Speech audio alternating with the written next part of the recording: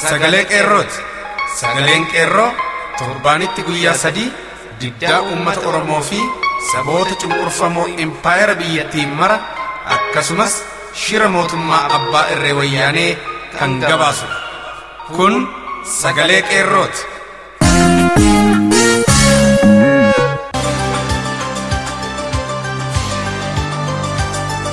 Muddee 11 bara 2015 an ayyaanee kaayyooti. Harka fuuni akkam jirtu kun qophii keenya sagalee qeerroo as Oromiyaa irraa isiniif darbuudha. Qophii keenya irraa eegalleerra. Oromoon obsa fixateera. Gatii barbaachisu hundaa baasee roorro ofirraa hambisee biyya isaa diin irraa fudhachuuf foolatu dura kutannoon dhaabbatee abbaa biyyummaa kiyya hin mulqamu jedhee tokkummaan dhaabbatee jira. Godinaalee Oromiyaa hundi kan duraanuu gocha dhaaba bitamtuu OPDOtiin garaansaa gubatee ukkaamamee taa'aa ture kuukii garaasaa baafatee sababa maaster pilaanii kanaan amantaa wayyaanee irraa dhabe wayyaanee taayitaarraa darbuuf irree gootummaa isaa agarsiisaa jira. Fincila diddaa garbummaa barattoonnii fi uummanni Oromoo Oromiyaa irratti finiinsaa jiran jaal hariiroo dargoo gabaasa qeerroo bilisummaa bakkoota garaagaraa irraa burqan nu dhageessisa. Kunoo itti dhiyaadha. Warraaqsi biyyaalessaa Oromiyaa fincila diddaa garbummaa jabaachuun finiine. Magaalaan Baabichaa gara dirree waraanaatti jijjiiramteetti. Ilmaan Oromoo 2 wareegaman 8 rasaasaan madeeffaman. Konkolaataan federaalaa wayyaanee tokko gubate. Konkolaachisaan federaalaa wayyaanee tokko du'aan adabame. Shaggar dhiyaa. Ammaan tana uummanni gootni Baabichi loltoota wayyaanee of irraa ari'uun karaa cufee fincila diddaa gabrummaa itti fufsiisee jira. Warraaqsi biyyaalessaa Oromiyaa fincila diddaa gabrummaa uummata Oromoo fi gootota qeerroo barattoota Oromoo walitti dhufuun hanga gaaffii mirgaa abbaa biyyummaa kabajamuu fi maaster pilaaniin Finfinnee fi labsiin magaalota Oromiyaa haqamutti hin dhaabbannu kan jedhe. Uummanni kun daandii konkolaataa ganamarraa eegaluun cufuun warraaqsi haalaan jabaatee itti fufeera. Daandiin konkolaataa Amboo gara Baabichaa fi Geedootti dabarsu gommaa konkolaataa daandii irratti guuruun ibidda itti qabsiisuun daandii bakkoota 7 olitti bakkoota garagaraatti mukkeen jijjigsuun cufan. Poolisoota federaalaa uummanni of irraa ari'uun magaalaa Baabichaa to'achuun bulchiinsa magaalaa Baabichaa kan mataa isaanii filataniiru. Mootummaan wayyaanee humna waraana ittisa biyyaa kan wayyaanee makalaakiyaa kanneen jedhaman bobbaasuun uummata irratti waraana meeshaalee waraanaa gurguddoo qawwee matireesii fi meeshaalee gurguddaan dhukaasni irratti banameen ilmaan Oromoo 2 wareegamanii ilmaan Oromoo 8 rasaasaan madeeffaman. Ilmaan Oromoo barattoota lameen Baabichaa irratti wareegaman barataa Darajjee Gaaddisaa fi Taammanaa Tsaggaayeeti. Ilmaan Oromoo magaalaa Baabichaa irratti rasaasaan madeeffamanis Caalaa Tashoomaa, Shimallis Zarihun, Gammachuu Araarsaa, Maamush Haayiluu, Taamiraat Daggafaa, Gazzuu Hoomaa, Xilaawun Girmaa fi Tsaxxaa Argaachoo Zikruu kan jedhamanidha. Haala kanaan aanaan Calliyaa magaalaan Baabichaa gara dirree waraanaatti jijjiiramtullee uummanni hin gadhiifnu ni fixa malee jechaa jira. Konkolaataan waraana wayyaanee tokkos ibiddaan barbadoofteetti. Konkolaachisaan konkolaataa federaala wayyaanee tarkaanfii fudhatameen du'aan adabameera. Godinni Kibba Lixa Shaggar magaalaan Walisoo ammoo bilisummaa ishee labsattee jirti. Muddee 10 bara 2015 godina Kibba Lixa Shaggar yookaan godina Walisoo magaalaan Walisoo bilisoomte. Warraaqsa biyyaalessaa Oromiyaa fincila diddaa gabrummaa goolee Oromiyaa cufa keessatti gaggeeffamaa jiruun uummanni Walisoo milkii guddaa fi injifannoo olaanaa argatee jira. Uummanni magaalaa Walisoo fardeeniin waraana yaabbatee bobba'uun gaachanaa fi eeboo, goraadee, habilee akkasumas biillaa garagaraa qara qaban qabatee magaalittii keessa tokkollee otoo nafin wal faana ba'ee magaalittii keessa fardeeniin garmaamuun to'atee sagalee guddiftuu waajjira bulchiinsa magaalaatii fudhachuun magaalaa Walisoo keessa naanna'uun dhaamsa baga gammaddan magaalaan Walisoo bilisoomteetti jedhu ergaa bilisummaa labsaa jiru. Bulchiinsi haaraan filatame kunis mana hidhaa wayyaanee kan poolisoonni itti qollofanii dhiyeessan cabsee hidhamtoota 1000 lakkaa'aman bilisa baasee gara qe'ee isaaniitti gaggeesseera.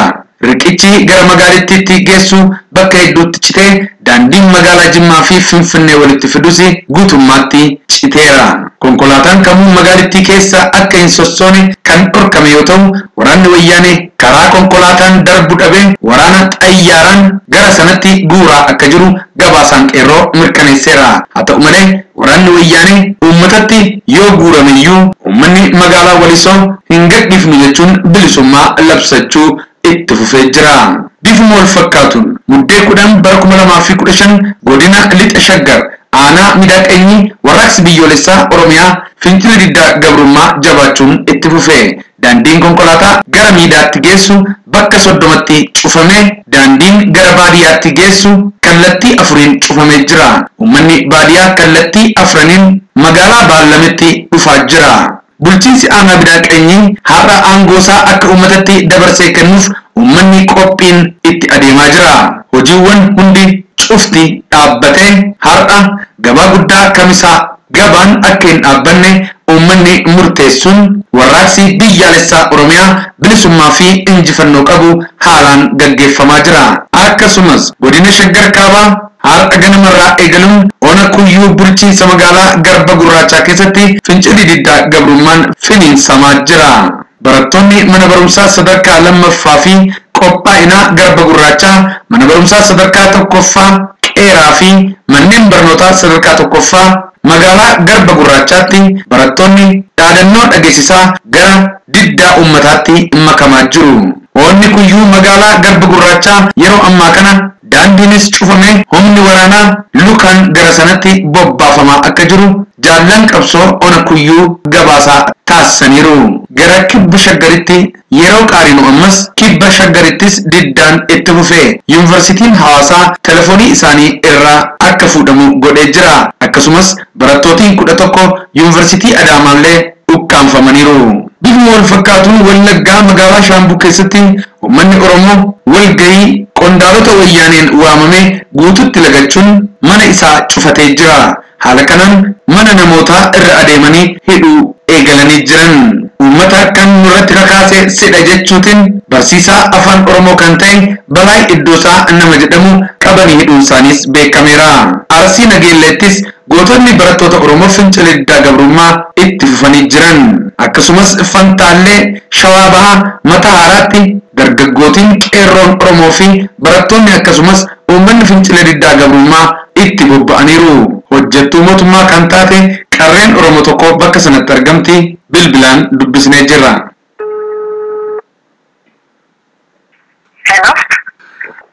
Iya sabab namoota kabajuudhaaf jedhanii ijoollee walitti waasanii jennaan ijoollee warri qomoo biraanis jirti wal fo'anii ta'an ijoolleen Oromoo. Okay. Sirba faatu jira. Jennaan sirba sanaaf aadaa deessitu jennaan obboloota keenyaa du'aatti jiru lafa keenyaa samumaan ta'e. Sirbi nuti guyyaa sabab namoota kana kabaju jedhanii. Achi ijoollee high schoolitti ba'anii. Ba'anii sirbaatti asii gara magaalaa dhufanii uummanni sitti daddabalame.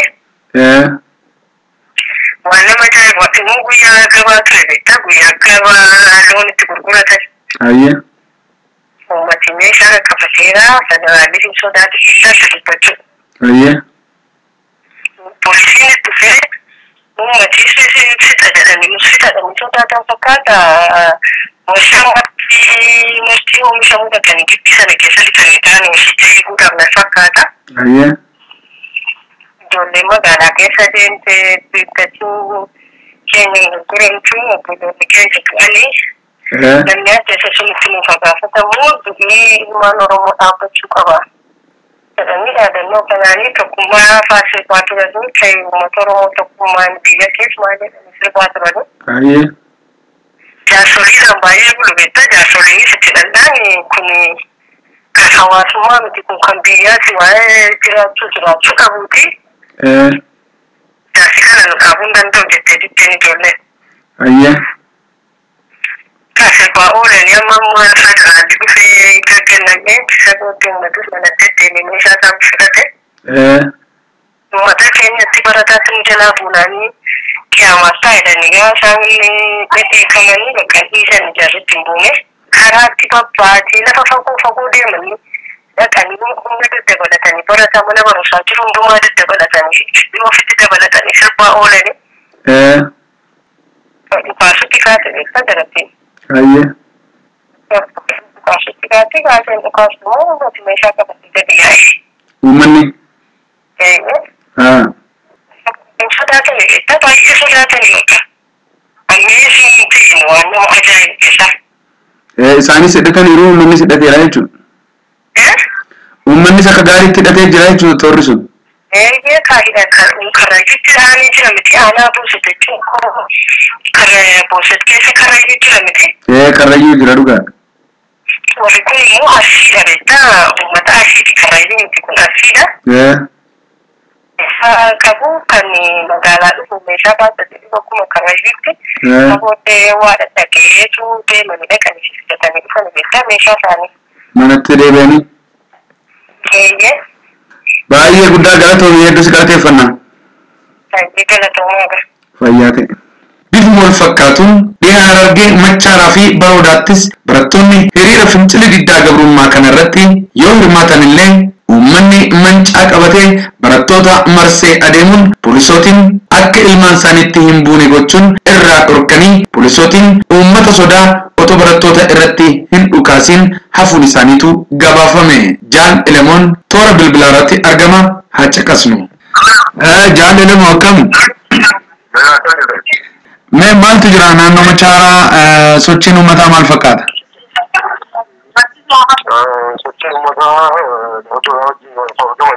Aye.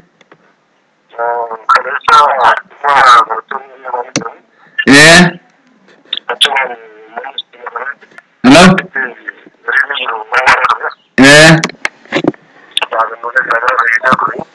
Dhaadannoolee akkamii?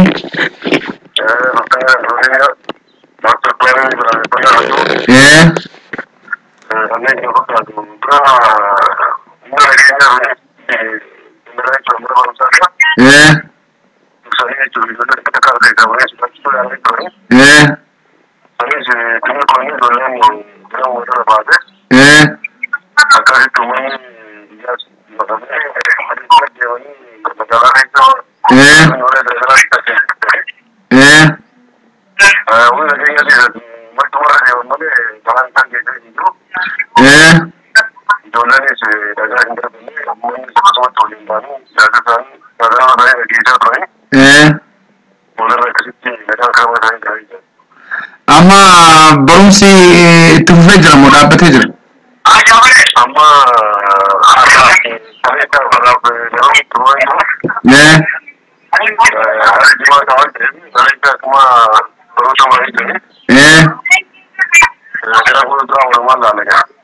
Akkami naannoo masgiidaatti uummanni dhaamsa akkamii olii dhaamaa jira?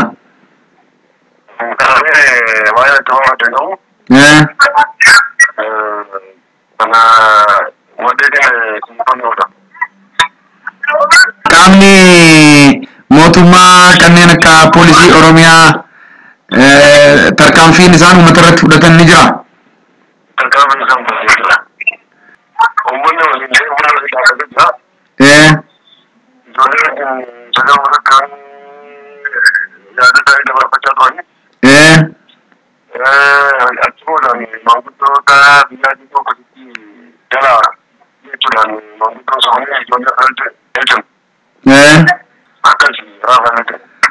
Uummanni waan tokkummaan ka'ee barattoota kana cinaa dhaabbateef barattoota kana otoo hin tuqiin hafan jechuudha. Galanni kee bilisummaa ta'uu siin jenna Elemoo. Wallaggaa Ayiraa Gullisoo fi Arsii Adaabaa keessatti diddaan sirna mootummaa wayyaanee irratti jabaachuu gabaasaan qeerroo sagalee qeerroo dhaqqabee ni mul'isa. Godina addaa naannoo Finfinnee magaalaa Sabbataattis mormiin sirna shiftaa wayyaanee itti fufeera. Tokkee kuttaa'ee lixa shaggar keessatti immoo alaabaa adda bilisummaa Oromoo fannisuun mormii sirna wayyaanee gaggeessan. Uummanni daandii konkolaataa Shukutee irraa jalduutti geessu cufuun waraana wayyaanee darbaa dhorkatee jira. Qabsoon fincila diddaa gabrummaa akkaan jabaatee itti fufeera. Akkasumas Wallaggaa Dambidolloo keessatti diddaan itti fufee bulchiinsotni OPDO qeerroo warreebaa jiru. Itti gaafataman siivil sarviis godinaa kan ta'e yaadataa Abbabaa fincila diddaa gabrummaa qeerroo bilisummaa waliin jirta jedhamuun miiltowwansaa duraanii warra OPDOtiin reebamee hospitaala galeera. Haala kanaan manneen barnootaa Dambidolloo keessaa fi baadiyyaa jiran cufamuu gabaasaan qeerroo addeessa. Uummannis ergamtoota wayyaanee warra odeessa kennanii barattoota funaansisuuf socho'an barbaadee qabsiisuuf adamsaa jira. Basaastotii kanneen keessaa Qamadii yookaan Ibrahim Horaa namni jedhamu keessatti argama. Jimaata guyyaa har'aa achuma godina Qeellam Wallaggaa aanaa Gaa'oo Qebbee keessatti sa'a amma oduu kana dubbisaa jirrutti uummanni mormii maaster pilaanii wayyaaneef ba'ee milishootaa fi poolisoota keellaa arihee yoo bittinsallee humna dabalataa waraana Agaazii jedhamu Gambeellaa fi daangaa Sudaan irraa lakkoofsa uummataatti galchuun meeshaalee gurguddaan uummata irratti dhukaasa bananii kan bittinneessan yoo ta'u uummanni hedduun hiriiraaf ba'e bosona seenee nyaataaf dhugaatii dhabee dararamaa kan jiruu fi muraasni ammoo guyyaan mana isaanii cufatanii taa'uuf dirqamaniiru. Magaalattiin dirree waraanaa taatee jirti. Hello. Hello, Kamooltan. Nagaa jirtu? Nagaa galata Waaqayyoo. Hiriira nagaatu naannoo keessan jira jedhanii hiriira nagaa immoo jarri jeeqaa jiru jedhani. Mee hiriirri nagaa kun kaleessa akkamittiin jalqabe? Kaleessa ala jalqabe ijoollee barattootaatu gaafatanii turanii gaaffii isaanii kanatti deebisaachuu fi dhiibnaan kan isaanii mana barumsaatti gaditti duulan milishaa mandaraa ganda keessaatii fi poolisoota Oromiyaati. Hayyee. Yeroo kana uummanni immoo ijoollee keenyadha ijoollee isaatti gadi birmatee yeroo birmatutti ijoolleen gar tokkoon kara isaan jiran dhiisanii cabsanii ba'anii gaafa ba'anii jedhanii jarri immoo deebi'anii dhufanii katamaa keessatti dhufanii qabanii jechuudha. Isa booddee ijoolleenis abidaan dhagaa darbannaa isaan biraa jalqabee. Jaratu ijoolleetti dhagaa darbataa dura? Jalqaba akkasittiin jalqabee gaafa jalqabu kana booddee ijoolleen bittimmaa'uu diddeen naanni irra keessa qabanii isaaniitiin jalqabee biyya haara kana isaa gallakkisanii ijoolleen akkuma isaatti uummatis bittimmaa yeroo kanaaf. Ijoolleen dhaadannoo akkamii dhageessisaa turanii waqtii sanatti?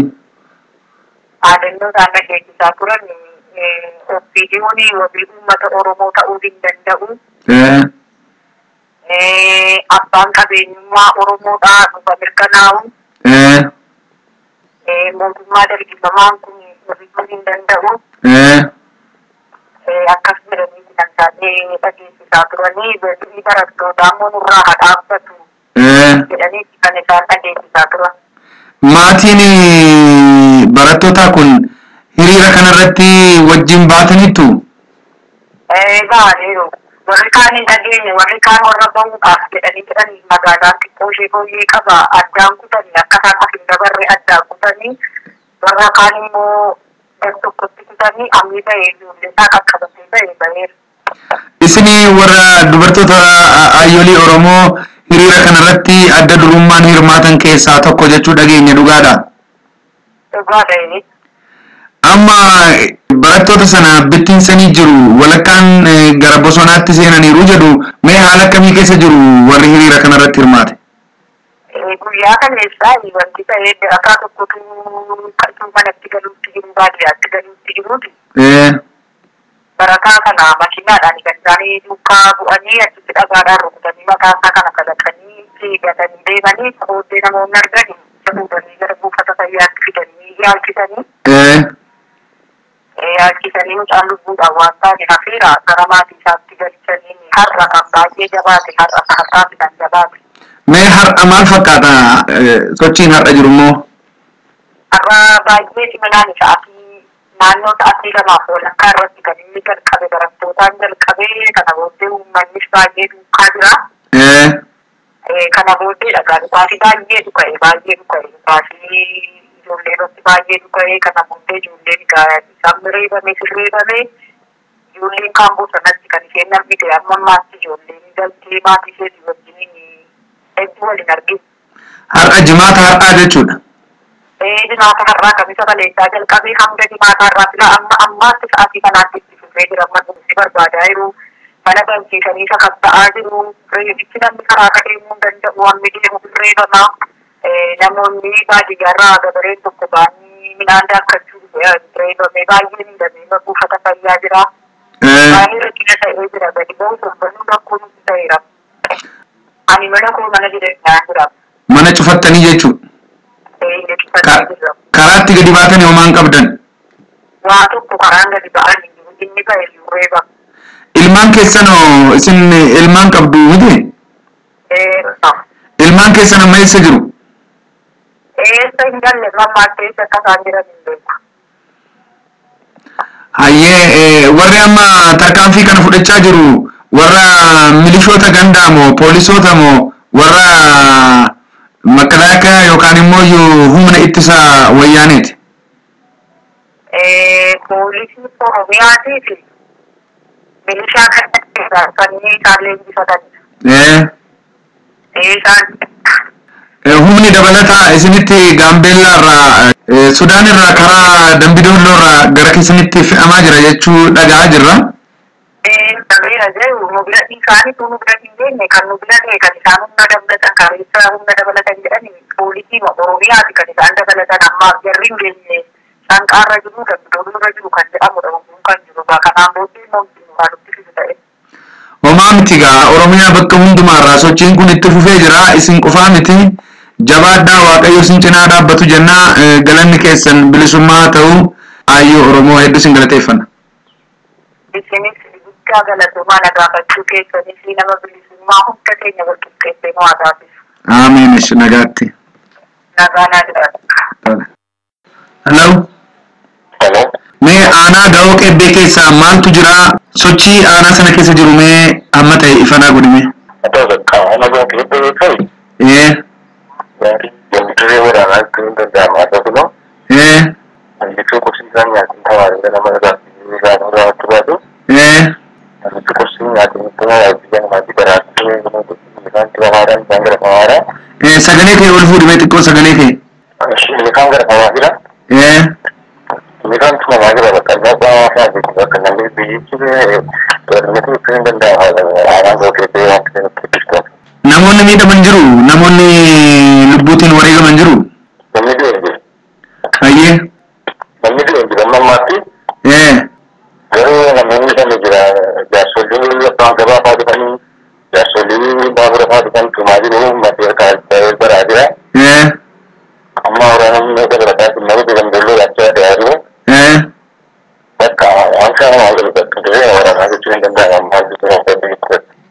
Waraanni achiis gara keessanitti fe'amaa jiru kuni waraana ittisa biyyaa warra makalaakaa jedhaman immoo poolisoota. Agaaziitu isinitti fe'amaa jira? Ati amma sa'aatii kana eessatti argamta?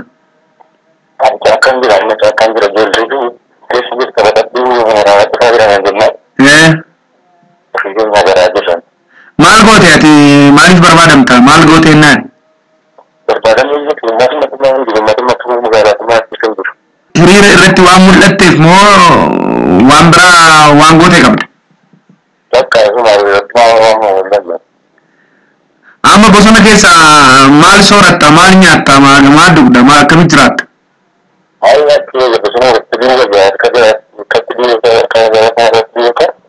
Harka jaraatti du'uudha?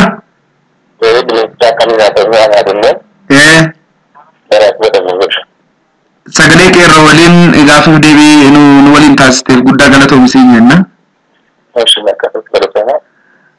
Ayyeegaa jabaadhaa Waaqayyoon wajjin haa ta'u. Walumaa galatti barattoota Oromoo muddee 10 bara 2015 rasaasa wayyaaneen wareegaman ta'uun kanneen galmaa'an keessaa kanneen maqaan isaanii nu dhaqqabe tokko Luchaa Gammachuu Wallaggaa Lixaa Innaangoo irratti kan wareegame, 2 Bantii Dhugumaa Wallaggaa Lixaa Laaloo Assaabii irratti kan wareegame, 3 Alaazaar Qalbeessaa Wallaggaa Lixaa Innaangoo irratti kan wareegame, 4 Darajjee Gaaddisaa Shaggar Lixaa Ona Baabbichaatti kan wareegame, 5 Guddataa Baa'isaa Shaggar Lixaa Baabbichaatti kan wareegame ta'uun galmaa'eera.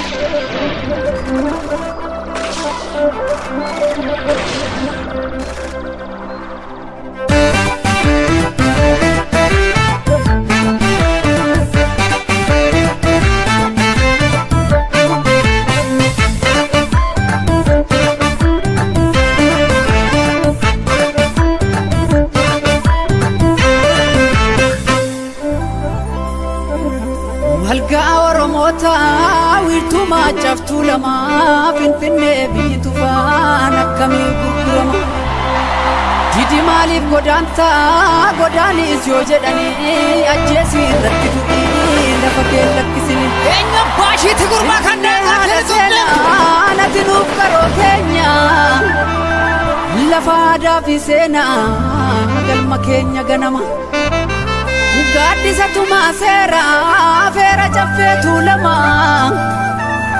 Higumaan si tiksinaa nutis kaane tokkummaan Kanaafi gurbaa barataa mooyyeedhaa herreegame Booree baafata ilmi guddifachaan as galee maaf nutti ta'a silmi Gudeedhaan hin dhalanne kanaaf saba unkuraa Osoo Oromoo ta'ee maaliif biyya gurgura Dadamma lakki Oromoo bahaadhiyaa walitti dhaami Amantii kutaa waliin qoqqoodini biyya si dhuunfatte alagaani Dadamma lakki Oromoo bahaadhiyaa walitti dhaami Amantii kutaa waliin qoqqoodini biyya si dhuunfatte alagaani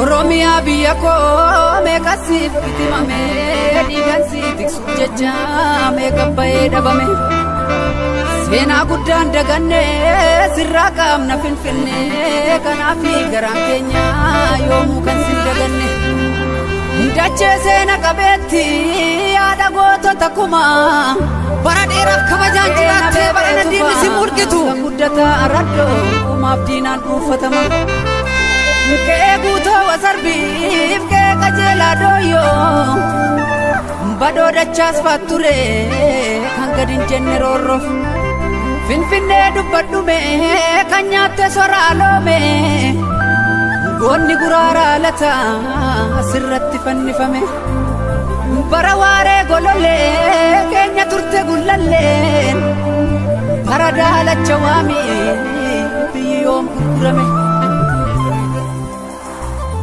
Master Bilali jedhanii sanyii si dhuguuguuf malaali Oromummaa keenya kofaan tokko taane diinaffanne na ol taane Master Bilali jedhanii sanyii si dhuguuguuf malaali Oromummaa keenya kofaan tokko taane diinaffanne na ol taane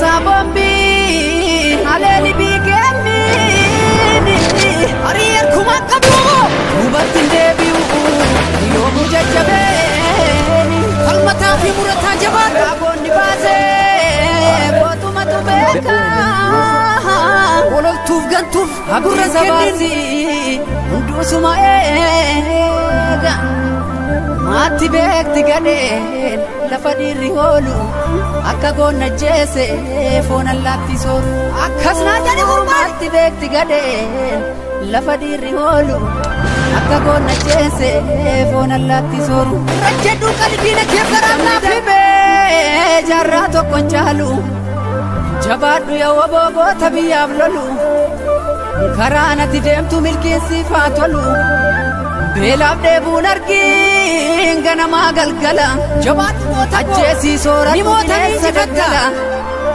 qabeenyi biyya kee hundumtuu siif sifa jabaadhu qeerransoo fuuldurri kee ifa Absoo diddaa gabrummaatti dhufa injifannoon dhiigaan ni dhufa fuulee jaallan dhiigaan tattaraaran galmaan ni geenya Miniliki gabroo qatamne jedhee wayyaanee jirin maksite biyya keenya insaamsitu lollaa jetti bosona laksite jaaramte afaan qawween jilli Oromiyaa walabaanii ijaarra gaachanni saba Oromoo wamoonaa jiraattu hanga Oromiyaa fi Oromoo qalma hin lakkifnu beelaaf dheebuuf hin jilbeeffannu kumaa barataa Oromoo ni baasna alaabaa keenyaan dura Oromiyaa Finfinneerra ni mirmirsiifna injifannoon uummata Oromoo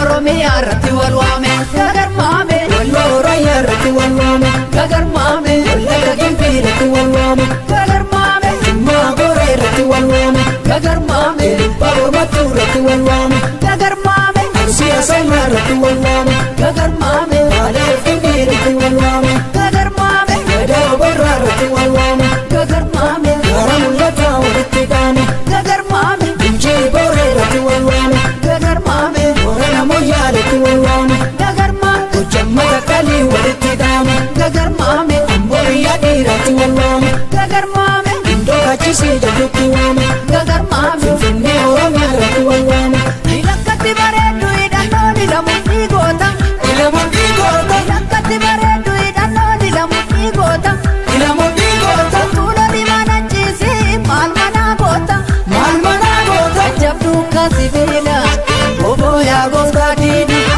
irra finna dhaqqabi jedhiini sabni keessi firiira jajjabduu kaasibiila obooyaa gooftaa diini irra finna dhaqqabi jedhiini sabni keessi firiira amantiidee laftis bari'uu geessee lammiin dhaame gadaan bilisummaa dhaawwa bombosonaa garma hayyuu beekaa qabna kan sabaaf yaaduu doorsifna lagaan taatu ajjeesirra jedhuu diinaa keessa akka gumaan baatu jaallan kufanii singadhu gumaa isaanii lola muraasaanii mutaadhaani cibraadhaani sabniidhaani jabeeffadhu kilaashii keessi bu'ee bakka isaanii jabeeffadhu kilaashii keessi bu'ee bakka isaanii jabeeffadhu kilaashii keessi bu'ee bakka isaanii